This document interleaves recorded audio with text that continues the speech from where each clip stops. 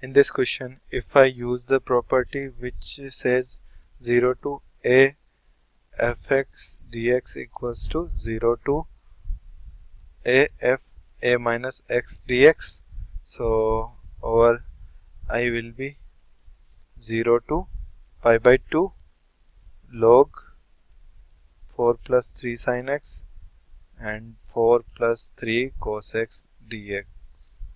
So if I use this property, I'll get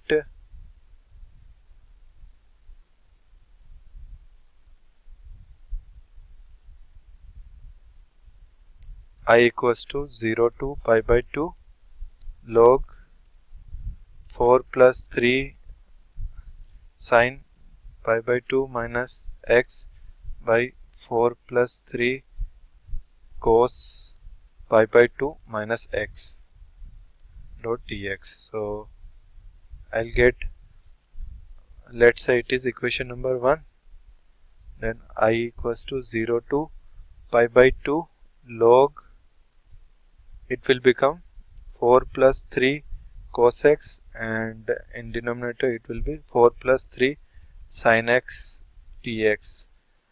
Let's say it is equation number 2. If I add equation number 1 and equation number 2, what will I get? Let's see, number 1 and equation number 2. If I add both, in left hand side I'll get 2i, and in right hand side I'll get 0 to pi by 2 log 4 plus 3 sin x by 4 plus 3 cos x plus log 4 plus 3 cos x by 4 plus 3 sin x and dx. So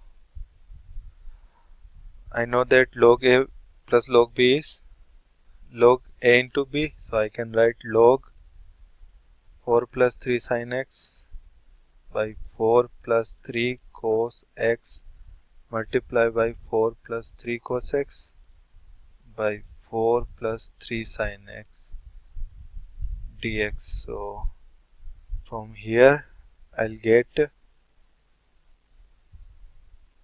one time and this will be one time. So I'll be, from here I'll get 2i equals to integration 0 to pi by 2 log 1 dot dx, and I know that log 1 is 0, so 2i equals to 0, or I can say I equals to 0.